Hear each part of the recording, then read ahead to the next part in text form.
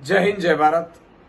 જે રીતે સુરેન્દ્રનગરમાં એક ઉચ્ચ પોલીસ અધિકારીએ કોઈના ઈશારે આમ આદમી પાર્ટીના સતીશભાઈ ગમારા ને ખોટી રીતે અટકાયત કરી 151 અંતર્ગત અને ઢોર માર મારવામાં આવ્યો। એમને જોવાની જરૂર હતી કે આ આમ આદમી પાર્ટી છે। આજે આમ આદમી પાર્ટીએ ચૂંટણી પંચમાં ફરિયાદ કરી, ઉચ્ચ અધિકારીઓને ફરિયાદ કરી અને ડીવાયએસપી વિરુદ્ધ ફરિયાદ આમ આદમી પાર્ટીએ નોંધાવડાવી છે અને એની સામે એફઆઈઆર થઈ પણ ગઈ છે। સવાલ એ છે કે તમે શું કામ કોઈના હાથા બનો છો? તમે અટકાયત કરો, તમે ડિટેન કરો, પણ માર મારવા સુધીનું તમે જુનૂન તમને ચડે છે। તમે અધિકારી છો અને એટલા માટે આમ આદમી પાર્ટી એની લીગલ ટીમ, એમની જે સ્થાનિક ટીમે ડીવાયએસપી વિરુદ્ધ ફરિયાદ નોંધાવડાવી છે।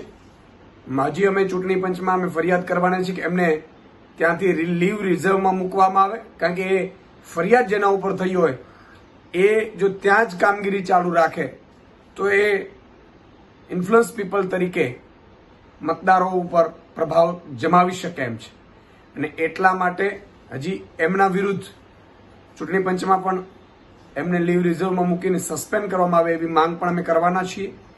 પણ સાથે સાથે આમ આદમી પાર્ટીના ગુજરાતના દરેક કાર્યકર્તાઓને કોઈ પણ પોલીસ કર્મચારી કે અધિકારીએ ખોટી રીતે ડરાવવા ધમકાવવાની કોશિશ કરી તો તમામને સામે પગલાં લેવાશે ને તમારા ભવિષ્ય માટે ખતરારૂપ છે।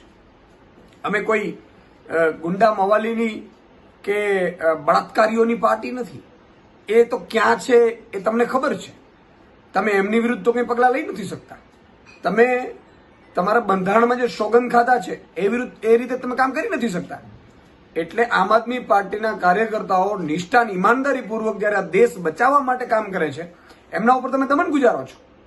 એટલે આ એક વાત તમામ કાર્યકર્તાઓને પણ મારી વિનંતી છે, કોઈએ ડરવાની જરૂર નથી। આપણે મજબૂત ટીમો છે। એ અધિકારીઓને હજી તો શરૂઆત થઈ છે, ક્યાંય પણ કોઈ પણ જગ્યાએ આવી ઘટના બને તો એમની સામે પણ આપણે પગલાં લેશું અને ચૂંટણી કમિશનરને પણ મારી વિનંતી છે કે આવા અધિકારીઓને તાત્કાલિક ધોરણે સસ્પેન્ડ કરવામાં આવે અને એમની વિરુદ્ધ જે ફરિયાદ થઈ છે એને ફાસ્ટ ટ્રેક કોર્ટમાં ચડાવવામાં આવે। જય હિન્દ, જય ભારત।